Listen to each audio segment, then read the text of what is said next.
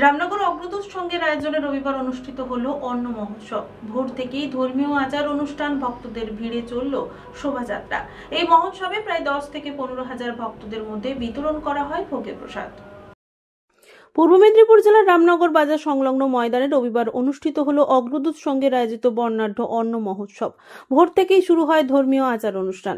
ভক্তদের ভিড়ে জমে ওঠে সমগ্র এলাকা। শঙ্খধ্বনি, ঢাকের বাদ্য, ভক্তিমূলক সঙ্গীত ও শোভাযাত্রায় মুখরিত হয়ে ওঠে রামনগর বাজার চত্বর।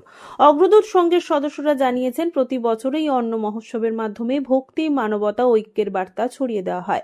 দিনভর চলে মহোৎসবে প্রায় 10,000 থেকে 15,000 ভক্তের মধ্যে ভোগ ও প্রসাদ বিতরণ। সকলের সহযোগিতায় সফলভাবে সম্পন্ন হয় অনুষ্ঠানটি। আলোকসজ্জা, ভক্তিমূলক সঙ্গীত, ধর্মীয় আবহে ভরে ওঠে পুরো ময়দান। অগ্রদূত সংঘের এই মহোৎসব এখন রামনগর ও আশেপাশের অঞ্চলের এক অন্যতম বার্ষিক আকর্ষণে পরিণত হয়েছে, যা শুধু ধর্মীয় উৎসব নয়, একটি সামাজিক মিলন মেলাও বটে।